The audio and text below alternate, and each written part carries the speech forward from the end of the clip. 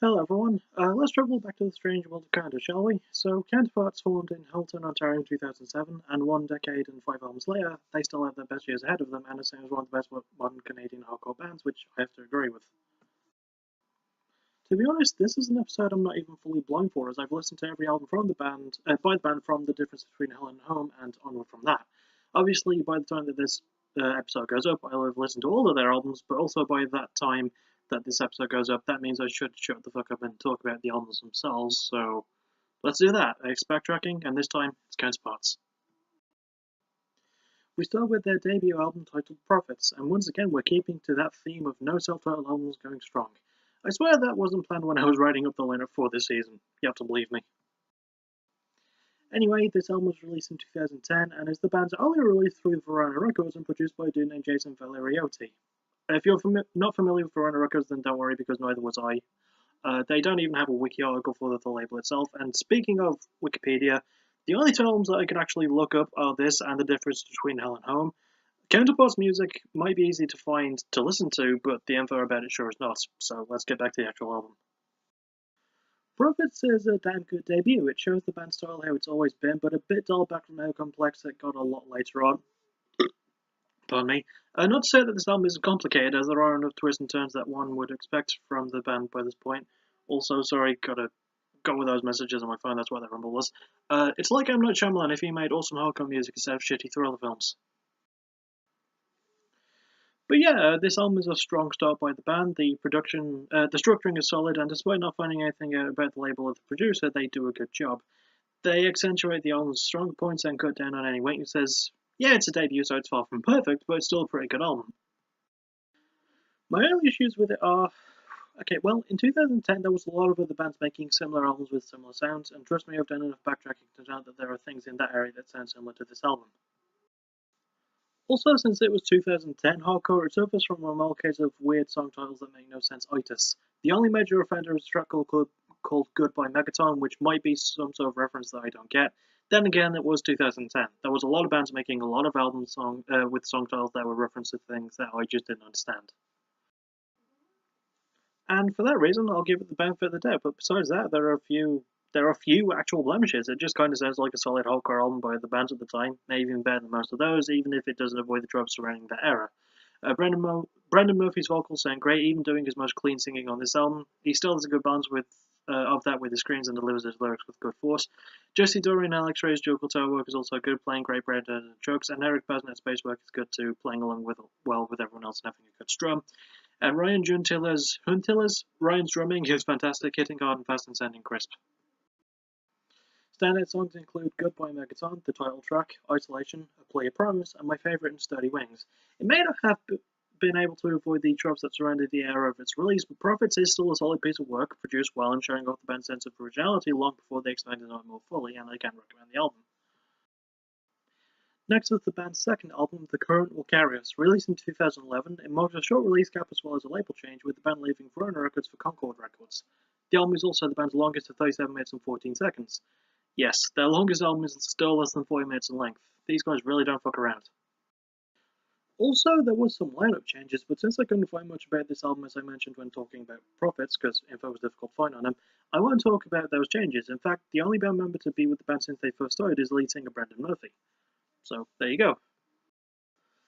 Anyway, with the record label change came sound changes, this album sounds a fair bit closer to how the band sounds now. Sure, they've changed their overall sound with each album, but they still have their own overarching themes across all of their works.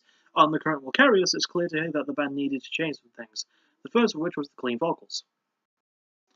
There's pretty much none of that at all, and it gives us a focus on more of a modern-day hardcore style as opposed to the more metalcore feel of Prophets. Whoever handled the production did a good job of bringing that sound across, focusing on a more raw feel, but still giving us plenty of flourishes and helping the album to maintain its balance.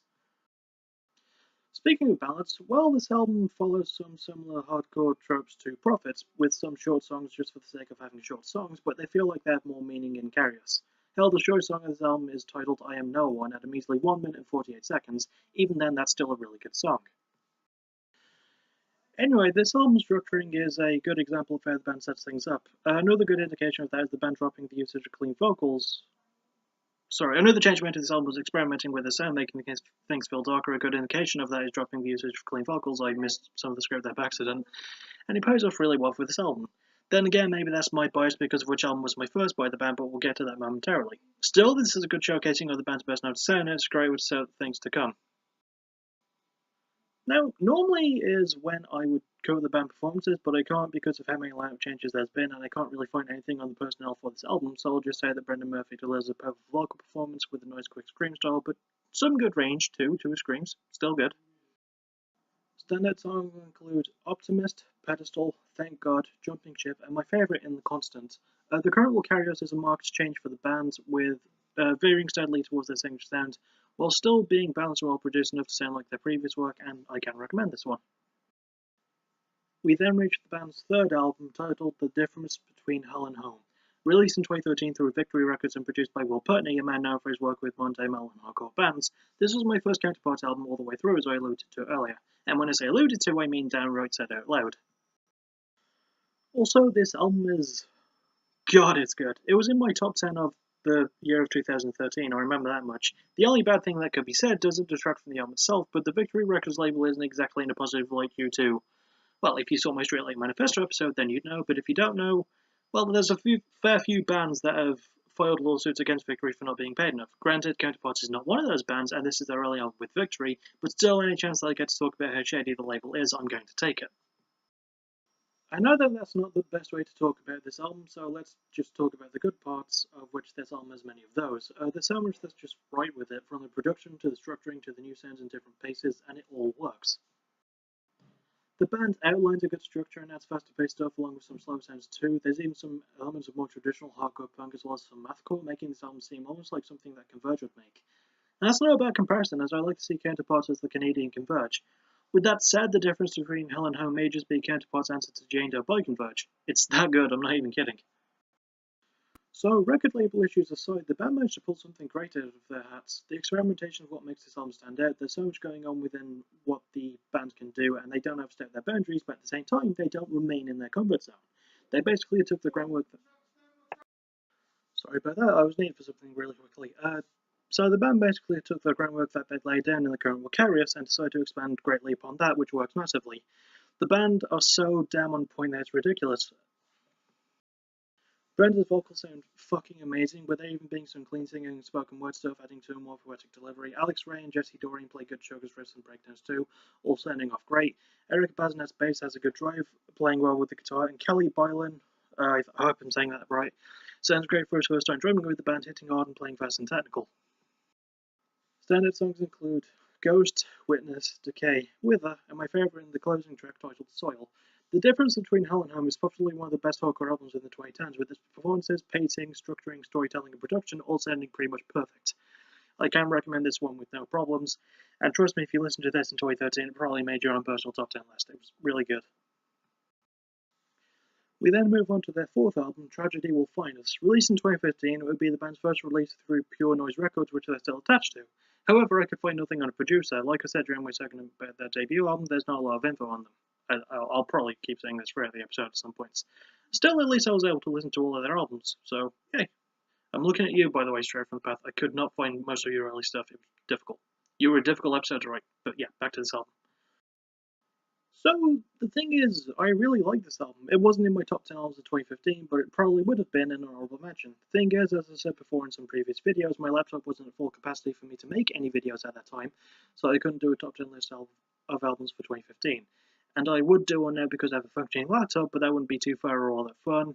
And also, I kind of posted all the albums on Facebook anyway, with what I was going to say about them in the video, so I'll just stick to living in the now. Anyway, I really, really like Tragedy Will Find Us. Like Hell and Home did for the current will carry us, Tragedy does similar to Hell and Home. It focuses on the positives and amplifies them to get rid of the negatives, as few of those as there are. Tragedy Will Find Us shows the band's darker side lyrically, as well as a more fast-paced dynamic musically. In the hands of other bands, it's sort of been horribly imbalanced, but Counterparts somehow managed to make it work. Somehow. Stop being so good at what you do and stop being such geniuses, you Canadian bastards. Well, the Canadian pause is unnecessary. Moving on. Along with more storytelling, there's more of a dramatic flair and an epic feel to things too, with more spoken word parts. I don't want to call them clean singing because they're not. If they were, that wouldn't be building to anything, but Brendan Murphy's vocal delivery when he talks almost always sounds like it's leading up to something, and it does. It adds a nice feel of a Johnny song style, which works well for the kind of band that Counterparts are, and especially well for the kind of stories that they're telling here. Stories of loss, betrayal, love, and death. The band went into a dark corner for this one. I will say this for Counterparts. They're a damn good hardcore band, but their music can be a bit difficult to get into. Not because it's bad or anything, but because of the subjects that they deal with being pretty serious and based on real events in the band members' lives. Still, it works well with the structure and the balance. There are slower moments with some surprising BPM changes that, whilst usually just indicating showing off, it works well for the delivery of the album, and the faster moments that precede those slower ones are nothing to sneeze at either. All the band members bring that across so well, with Murphy's vocals standing still on point and his storytelling being truly captivating. The instruments also sound great as well, with heavy riffs and bass lines and fantastic drums. I'm sorry I can't talk about it more. Couldn't really find a lot of info, as I've said many times. Standout songs include the sort of title track in Tragedy, Burn, Resonate, Withdrawal, and my favourite in Collapse. Tragedy will find us as a dark but fantastic sequel to the groundwork laid out in the difference between Hell and Home, showing the band's willingness to try new things and tell great stories. I can recommend this one a whole lot. And finally, we reached their fifth album, titled You're Not You Anymore. Released in late 2017 through Pure Noise again, this album was amongst those other albums that came out in late 2017, by which I mean every album around that time period was pretty awesome, and this one was no exception. I know that this was in my honourable mentions list for my favourite albums of 2017, but if I did a top 20 albums list and not just 10, then you can bet your bottom and the dollar attached to it that this would have been on that list. But let's actually talk about it, shall we? So there seems to be more of a concept with this one, with the prevailing themes being love, depression, and heartbreak. The title itself is a good indicator, as it feels like the main character is sort of talking about how the person that he loves isn't the same as they used to be, and that they've changed for the worst. It's a strangely relatable concept that doesn't get talked about enough, and adding the relationship theme to that was a stroke of genius in terms of storytelling. It's amazing how much that concept is built on, considering that this was the band's shortest album at 27 minutes and 50 seconds. I guess that's just another point in the band's favour of how good they are and how everyone should be listening to them. Luckily, that is the entire point of backtracking, so no complaints. Anyway, with this album being their shortest, you'd be correct in assuming that there'd be more fast-paced stuff. Actually, I dare say that this is the band's most hardcore punk / traditional hardcore style album. But just like Tragedy, we'll find that this album blends the fast-paced stuff with the slower tempo changes, and it's not done enough that it gets repetitive or boring, but at the same time it's done enough to keep things interesting and to keep the concept going. Once again, like I've said in previous episodes about certain albums maybe having concepts, You're Not You Anymore plays loose with its themes, but come on, listen to it. Listen to it and tell me that you don't feel like you're hearing a story inside your head. Tell me that you haven't been betrayed by someone you loved or respected or both. Tell me that they never change and that they're the same person. Sorry, I got really weirdly serious back there. Back to the formula where we talk about the performances, woo, and the jokes, which are always bad, but still. Brendan's vocals once again sound fantastic, and they have a more atmospheric sound at times to convey the story a bit better. There's even better backing vocal work too, almost sounding a bit like a choir at times, but a choir of hardcore screams and not angelic child singing. It's weird. The guitar work is also great with some nice background solos at times. The bass is good, sounding more fleshed out and pounding harder, and the drumming speed is a lot better, slamming harder and timed extremely well. Standout songs include Rope, Fragile Limbs, Arms Like Teeth, Haunt Me, and my favourite, the closing title track.